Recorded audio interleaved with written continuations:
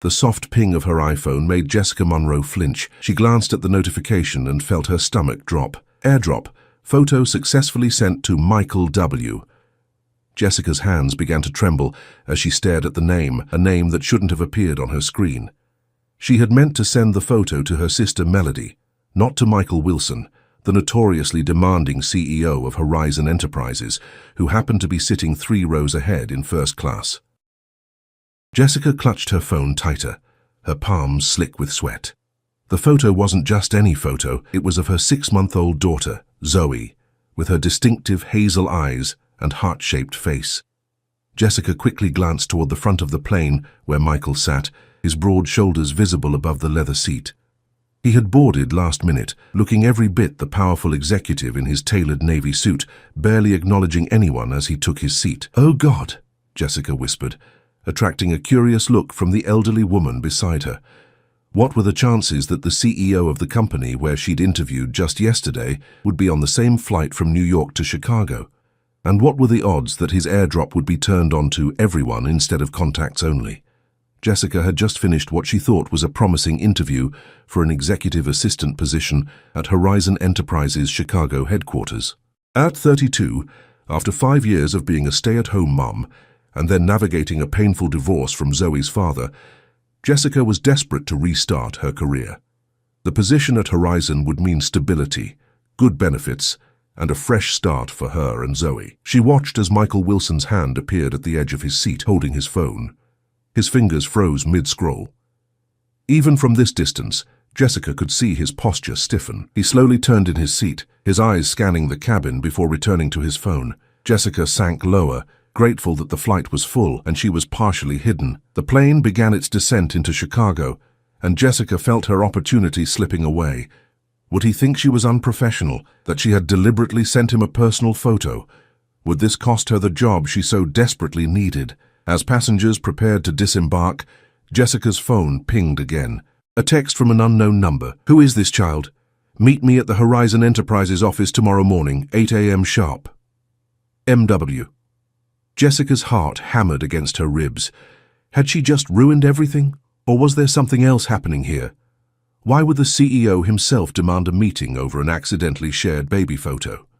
The next morning, Jessica arrived at the gleaming Horizon Enterprises tower 30 minutes early, having dropped Zoe at her sister's apartment. The lobby was a cathedral of glass and steel, and Jessica felt woefully out of place in her modest navy dress, the nicest thing she owned. She had spent the night researching Michael Wilson, learning that the 40-year-old bachelor had built Horizon from the ground up, transforming it into a telecommunications giant over the past decade. Known for his brilliant mind and exacting standards, he was feared and respected in equal measure. "Ms. Monroe," a polished receptionist approached. "Mr. Wilson is ready for you. Please follow me."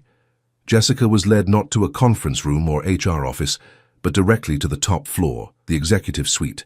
The receptionist knocked on a massive oak door before opening it. "Ms. Monroe is here, Mr. Wilson." Michael Wilson stood with his back to the door, gazing out the floor-to-ceiling windows at the Chicago skyline. Without turning, he said, "Leave us, please." As the door closed behind her, Jessica stood frozen, clutching her portfolio. Michael Wilson finally turned, and Jessica was struck by how different he looked up close. His features were sharp, angular jaw, straight nose, and intense blue eyes that seemed to look through rather than at her. But there was something else in his expression, something raw and unsettled. "That photo you sent," he said without preamble, his voice low and controlled. "How old is the child?" Jessica swallowed hard. "My daughter is 6 months old, sir." "And her father?" His question was abrupt, almost harsh. "We're divorced," Jessica replied, confusion mixing with growing unease. "Mr. Wilson, I want to apologize for the accidental airdrop. It was completely—" "What's her name?" he interrupted, taking a step closer. "Zoe," Jessica answered, increasingly bewildered by his intensity. "Mr. Wilson, I don't understand why—" "When exactly was she born?" His voice had a strange urgency that made Jessica take a step back. "December 15th, she answered cautiously. "I really don't see how this is relevant to—" Michael Wilson moved suddenly, reaching for his desk drawer. He pulled out a silver frame and thrust it toward her. Is this relevant enough for you? Jessica took the frame with trembling hands. The photo showed a young woman with familiar hazel eyes holding a newborn baby. The woman was smiling, but her eyes held a sadness that Jessica recognized immediately. It was the look of someone saying goodbye. "That's my sister, Kate," Michael said, his voice breaking slightly. "She died 6 months ago, shortly after giving birth. The baby was put up for adoption. I've been searching for her child ever since." His blue eyes locked with Jessica's. "Your daughter has Kate's eyes. Exactly her eyes." Jessica felt the room tilt beneath her feet. "That's not possible," she whispered, but even as she said it, a cold realization began to form. The closed adoption, the missing information about Zoe's birth mother, the strange coincidence that brought her to this company, to this man. "I need to know," Michael said, his voice now a plea rather than a command. "I need to know if Zoe is my niece." Jessica sank into the leather chair opposite Michael's desk, her mind racing to process his words. The frame trembled in her hands as she studied the woman in the photograph more carefully. Kate Wilson had the same distinctive hazel eyes as Zoe, a unique amber green that Jessica had always found mesmerizing. But it couldn't be this simple, this coincidental. "I adopted Zoe through New Beginnings Agency," Jessica said slowly, setting the frame on the desk. "It was a closed adoption. I was told her mother was young, unmarried, and wanted her child to have opportunities she couldn't provide. That's all I know." Michael paced the length of his office, running a hand through his dark hair. Kate was 26. She was diagnosed with an aggressive form of leukemia while she was pregnant. His voice grew tight. The doctors wanted her to terminate the pregnancy to begin treatment immediately, but she refused. She chose to carry the baby to term, even though it meant— He trailed off, unable to finish. "Even though it meant she wouldn't survive," Jessica completed softly. The weight of what might be true settled over her like a heavy blanket. Michael nodded, collecting himself. "I was in Tokyo when she went into labor. By the time I got back to the States, she was gone, and so was the baby. She left a letter saying she'd arranged a private adoption, that she wanted her child to have a normal life, not to be raised by a workaholic uncle who didn't know the first thing about children." His jaw clenched. "I've spent the last 6 months hiring private investigators, searching records trying to find her child. But the adoption was sealed tight. And then I accidentally airdropped you a photo," Jessica murmured, the enormity of the coincidence dawning on her. "I recognized those eyes instantly," Michael said, his gaze intense. "I flew back to Chicago on the next available flight and had my legal team working through the night. But I need to know for certain. Would you consent to a DNA test?" Jessica felt a surge of protectiveness. "Zoe is my daughter, Mr. Wilson, legally and in every way that matters." "I'm not disputing that," he said quickly, holding up his hands. "I don't want to take her from you. I need to know if she's Kate's child, if she's my niece. I promised Kate I'd look after her baby, and I failed her." The composed CEO facade cracked, revealing a man consumed by grief and guilt. Jessica studied him, weighing her options. Her instinct was to protect Zoe, to shield her from complications, but she also believed every child deserved to know their heritage, their biological connections. And there was something in Michael Wilson's anguish that resonated with her own experiences of loss. "I'll agree to a DNA test," she finally said, "but I have conditions." Michael straightened, his business demeanor returning. "Name them." "First, regardless of the results, you recognize that I am Zoe's mother. Second, any relationship you have with her will be on my terms, at a pace I'm comfortable with." Jessica surprised herself with her firmness. "And third, I want your word that this won't affect my job application. I need this position, Mr. Wilson, and I'm qualified for it." A hint of admiration flickered in Michael's eyes. "The job is yours regardless, Ms. Monroe. You were the top candidate before this situation arose." Jessica nodded, relief washing over her. "Then we have an agreement." The next week passed in a blur. Jessica started her position as executive assistant to Horizon's Chicago operations director, not directly under Michael, a boundary she had insisted upon. The DNA test was conducted discreetly at a private medical facility, and they were told results would take several days. During that time, Jessica observed Michael from a distance. He was every bit the demanding, meticulous executive that rumors suggested, expecting excellence and accepting nothing less. Yet she also caught glimpses of another side.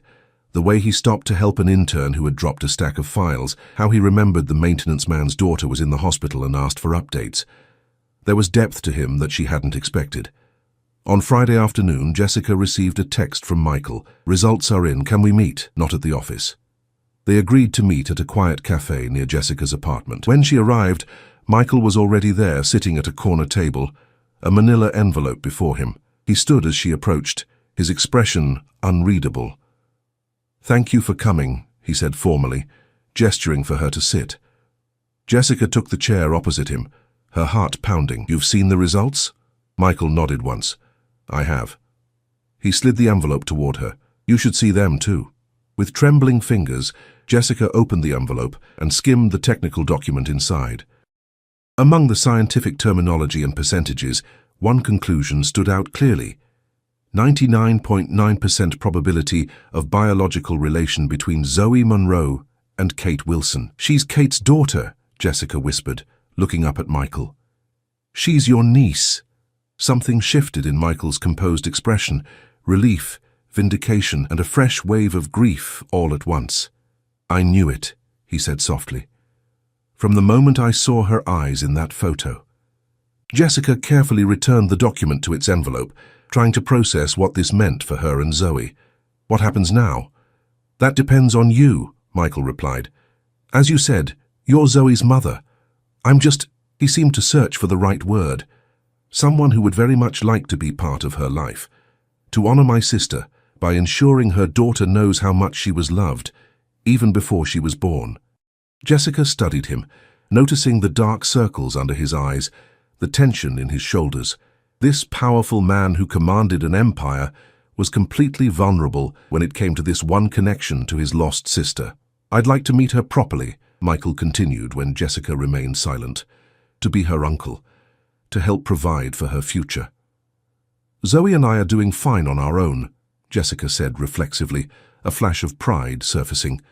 After her ex-husband had walked out, claiming he never signed up to be a parent when they'd struggled to conceive and turned to adoption, Jessica had promised herself she would never depend on anyone else again. "I have no doubt," Michael said, surprising her. "But Kate would have wanted her daughter to have every advantage, every opportunity, not because you can't provide them, but because family supports family." He leaned forward, his gaze earnest. "And like it or not, Ms. Monroe, it seems we're now family." Jessica felt a strange mix of emotions, apprehension about allowing this powerful, complicated man into their lives, but also an unexpected sense of relief. For so long, it had been just her and Zoe against the world. The thought of having someone else who cared deeply about her daughter's well-being was both terrifying and oddly comforting. "We can start with dinner," she found herself saying. "Tomorrow night, at my place. Nothing fancy, just a chance for you to meet Zoe properly." The smile that transformed Michael's face was startling. It softened his sharp features and reached his eyes, making him look years younger. "I'd like that very much," he said simply. As they parted ways outside the cafe, Jessica couldn't shake the feeling that life as she knew it had fundamentally changed. What had begun as a mortifying mistake, an accidental airdrop, had uncovered a connection neither of them could have imagined. And something told her this was just the beginning of a much more complicated story. The sleek black Audi pulled up to Jessica's modest apartment building at precisely 6:30 p.m. Jessica watched from her second-floor window as Michael emerged, looking somewhat out of place in casual attire, dark jeans and a light blue button-down shirt with the sleeves rolled up. In one hand he carried a small gift bag, in the other a bouquet of cheerful yellow daisies. The confident CEO appeared almost nervous as he scanned the building numbers. "He's here," Jessica murmured to Zoe, who was perched on her hip, babbling happily and drooling on her clean outfit. "That's your Uncle Michael. This is going to be interesting, sweetie." When she opened the door to his knock, Michael's attention immediately fixed on Zoe. Something raw and vulnerable crossed his face as he took in the child's features, Kate's eyes in a tiny, curious face. "Hello," he said softly. then seemed to remember himself. "These are for you," he added, handing Jessica the flowers, "and this is for Zoe, if that's all right." Jessica nodded, stepping back to let him enter her apartment.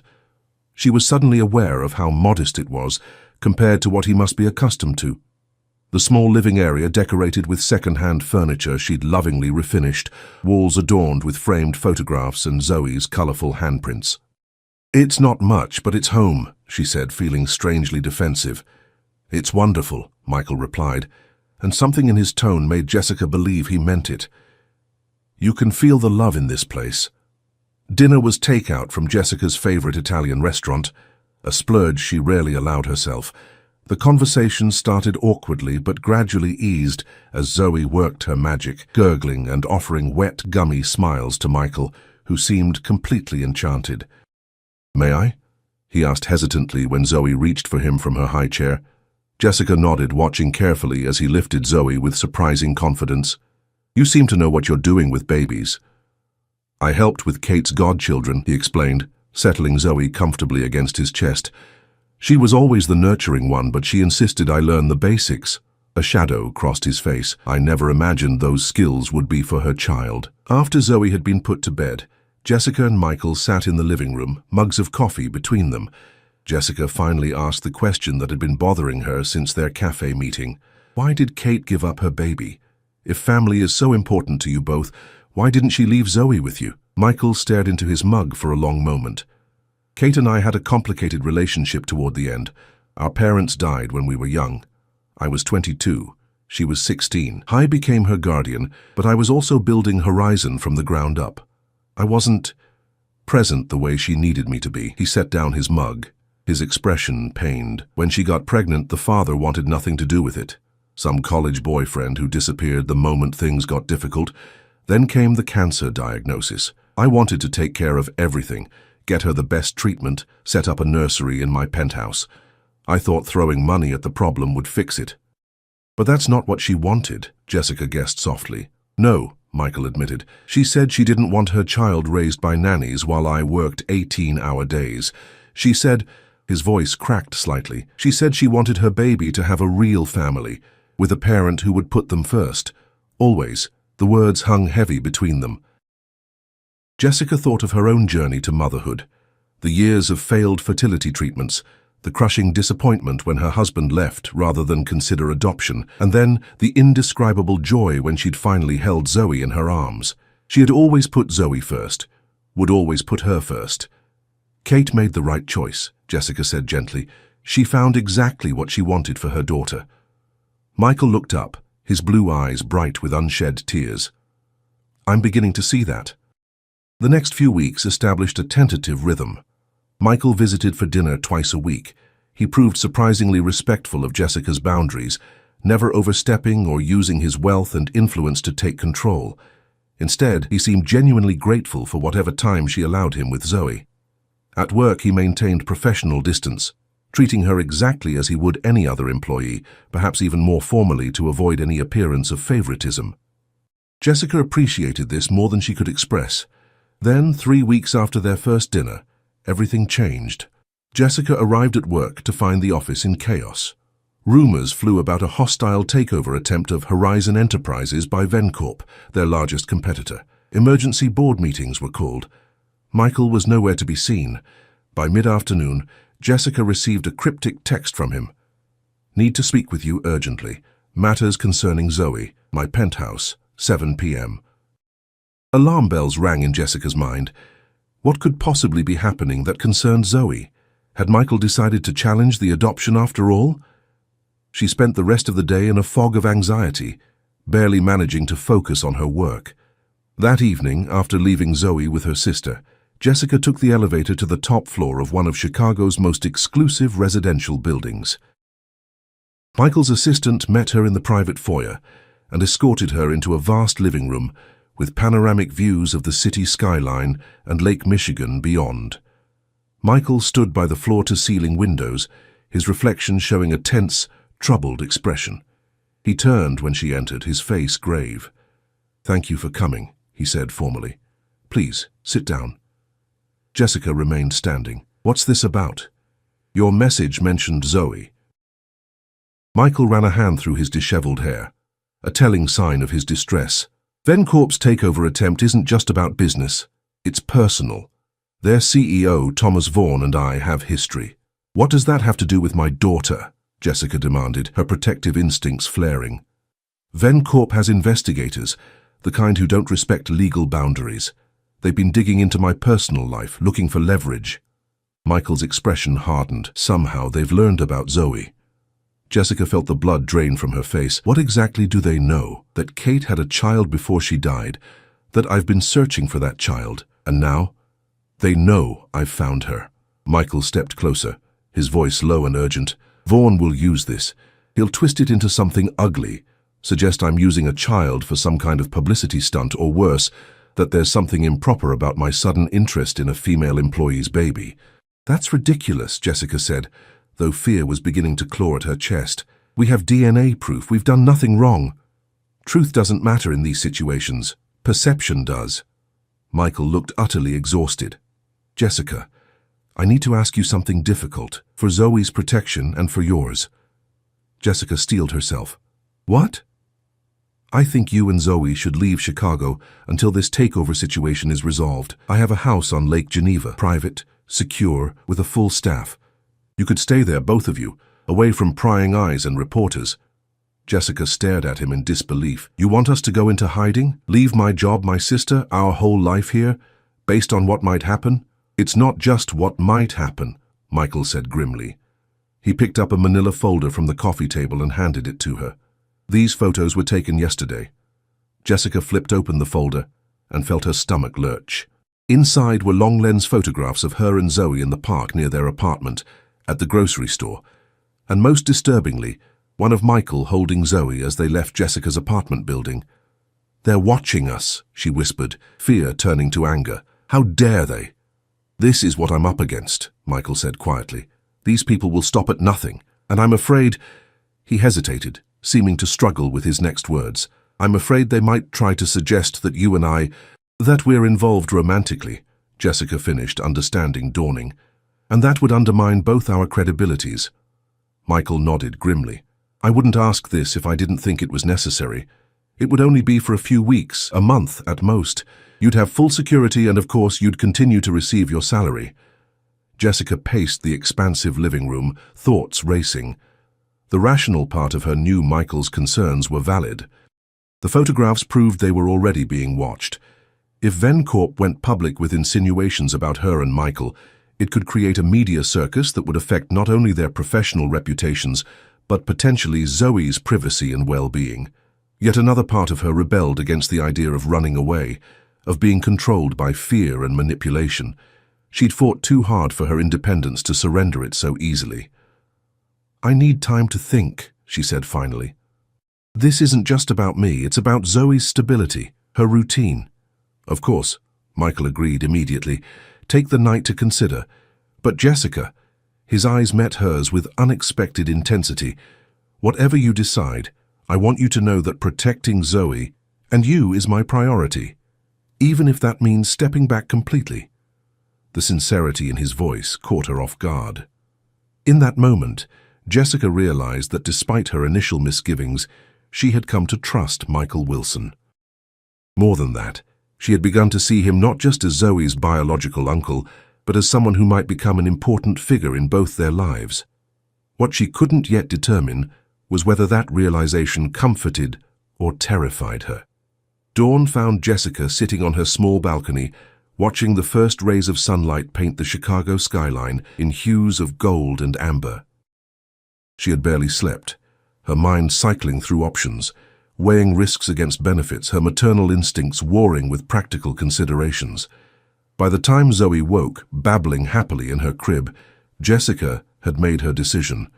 She called Michael's private number, half expecting to reach his voicemail at such an early hour, but he answered on the second ring. We'll go, she said simply, but I have conditions. 3 hours later, a discreet black SUV with tinted windows arrived at Jessica's apartment building. Michael helped load their bags while his security team kept watch. Jessica had packed efficiently, clothes for both her and Zoe, essential toys, and the framed photos that made any place feel like home. The Lake Geneva property was nothing like Jessica had imagined. Rather than the ostentatious mansion she'd expected, it was a sprawling, rustic, elegant lodge, nestled among towering pines, with a private shoreline stretching along crystal-clear waters. The main house featured soaring windows that brought nature indoors, with warm wood and stone creating an atmosphere of secluded comfort. This was Kate's favorite place, Michael explained as he gave them a tour. She designed most of the interior herself. Jessica could see touches that reminded her of the woman in the photograph: wildflowers arranged in simple pottery vases, cozy reading nooks with overstuffed pillows, and an entire wall of bookshelves filled with well-loved volumes. "It's beautiful," Jessica admitted, watching as Zoe crawled enthusiastically across a plush area rug in what would be their living quarters. A private wing with its own kitchen, living area, and 2 bedrooms. "There's a housekeeper and a chef who come daily, but they're extremely discreet. Security is present but unobtrusive." Michael spoke with the efficiency of someone accustomed to managing details. "You'll have complete privacy here." "And you?" Jessica asked, noticing he hadn't mentioned his own arrangements. "I'll be staying in Chicago, dealing with the Vencorp situation." His expression darkened momentarily. "It's better if I'm not here regularly. It would defeat the purpose of keeping you both away from speculation." Jessica nodded, trying to ignore the unexpected twinge of disappointment.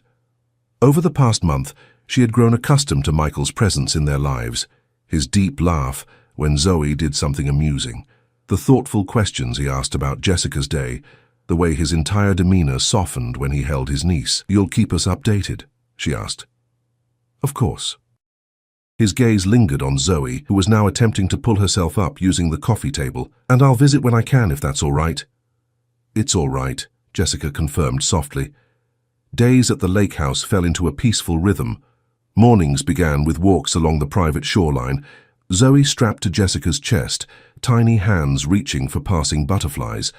Afternoons found them napping in the dappled shade of a willow tree or exploring the extensive gardens.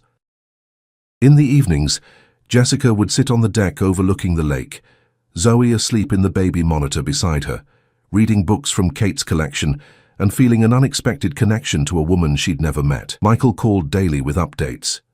The battle for Horizon Enterprises had turned vicious, with Vencorp employing increasingly aggressive tactics.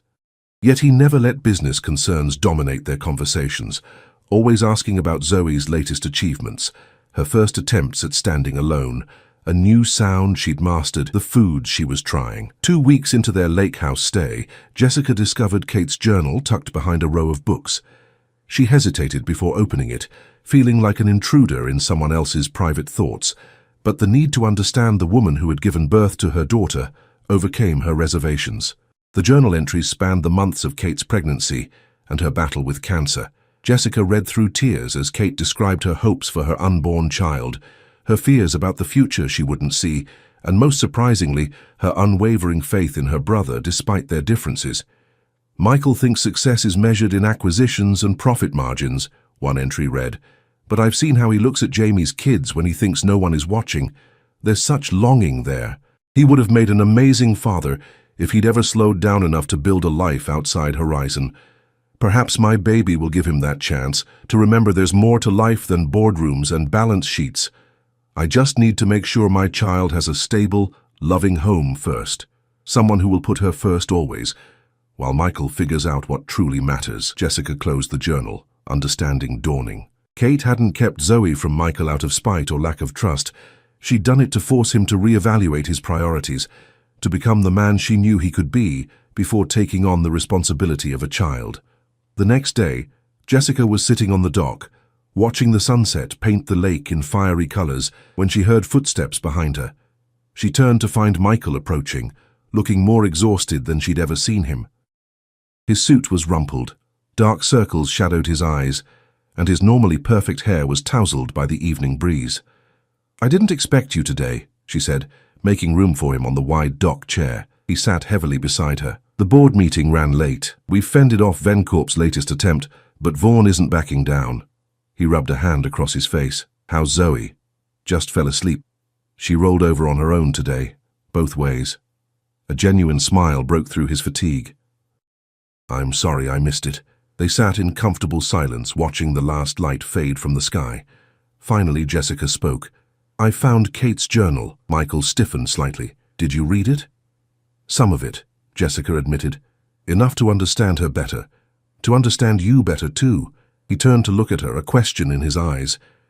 "She knew exactly what she was doing when she arranged Zoe's adoption," Jessica continued. "She wanted to make sure you had time to figure out what really mattered before you took on responsibility for her child." Michael was quiet for so long that Jessica wondered if she'd overstepped.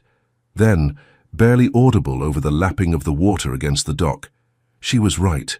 I wouldn't have been ready 6 months ago." "And now?" Jessica asked softly. "Now I understand what Kate meant." His gaze was steady, vulnerable in a way she'd never seen before. "Success isn't measured in acquisitions or profit margins. It's measured in moments." Zoe's smile, her little laugh when I make that ridiculous duck sound, watching her discover the world. He hesitated, then added, "And it's sharing those moments with someone who understands their value." Jessica felt her heart skip, suddenly aware of how close they were sitting, how the moonlight silvered his features, softening the usual sharp lines of his face. "Jessica, Whatever he intended to say was interrupted by the shrill ring of his phone. He glanced at it, his expression immediately hardening. "It's my legal team. I need to take this." He walked a few paces away, his voice low and tense as he spoke. When he returned, the vulnerability was gone, replaced by tightly controlled anger. "Vaughn's people leaked a story to the press. It's already online, suggesting I'm hiding an illegitimate child, that I've secreted away an employee for improper reasons." His jaw clenched. "They've twisted everything, made it all seem sordid." Jessica felt sick. "What do we do?" "We fight back with the truth," Michael said firmly. "But I need your permission. It would mean going public with Zoe's connection to Kate, with the circumstances of her birth and adoption." Jessica hesitated. She had always been fiercely protective of Zoe's privacy, of their quiet life together, but the alternative, living under the shadow of ugly rumors and innuendos, seemed worse. "If we do this," she said slowly, "we do it once, completely, and then it's done. No more hiding, but also no media circus. Zoe deserves a normal childhood." Michael nodded. "I give you my word." The press conference was held 2 days later at Horizon Enterprises headquarters. Michael stood tall and composed behind a podium, Jessica beside him, Zoe securely in her arms. With quiet dignity, he told the story of his sister's brave choice, the coincidence that had brought Zoe back into his life, and the legal documentation that proved everything he said was true. "My sister made the most selfless choice a mother can make," Michael said, his voice steady despite the emotion evident in his eyes. "She chose life for her child over her own, and she ensured that baby would have a loving, devoted mother." He glanced at Jessica with undisguised admiration. "I am honored to be Zoe's uncle, and I will protect her and her mother from anyone who attempts to use them as pawns in a corporate power play." The directness of the statement, backed by irrefutable documentation provided to every major news outlet, effectively neutralized Vencorp's attack. Thomas Vaughn's underhanded tactics backfired spectacularly, causing several key investors to withdraw their support for the takeover. Within a week, the story had faded from the headlines, replaced by newer scandals and celebrity gossip. Jessica and Zoe returned to Chicago, to their apartment and their routines, though something fundamental had shifted. Michael continued his regular visits, but there was a new openness between them, a deeper understanding that had been forged through crisis. 3 months after the press conference, on a crisp autumn evening as they walked along the lakeshore with Zoe bundled in her stroller, Michael took Jessica's hand. "I've been thinking about something Kate wrote in her journal," he said. "About what makes a family." Jessica looked up at him, at the man who had transformed from intimidating CEO to someone she trusted implicitly, someone who had earned a place in their lives not through obligation or biology, but through genuine care and respect. "Kate believed family was about putting each other first," Michael continued, "about being present for the small moments as well as the big ones." He stopped walking, turning to face her. "I've stepped back from day-to-day operations at Horizon. I've hired a new CEO." Jessica's eyes widened. "Michael, you didn't have to." "I wanted to," he interrupted gently. "I want time for the things that matter. For Zoe. And for you, Jessica, if you'll let me." The question in his eyes was unmistakable. Jessica felt her heart race, not with fear or uncertainty, but with possibility. The accidental airdrop that had brought them together now seemed less like coincidence and more like fate. "I think," she said slowly, a smile spreading across her face, "that Kate would approve." As the setting sun cast golden light across the water, Michael Wilson, the man who once measured success in profit margins, leaned down and kissed Jessica Monroe softly, his hand still clasping hers. Behind them, Zoe let out a delighted squeal, as if giving her own approval to this new chapter in their unexpected journey from strangers to family. In the end, it wasn't wealth or power that had changed their lives, but a simple photo sent by mistake. A mistake that had led them exactly where they were meant to be.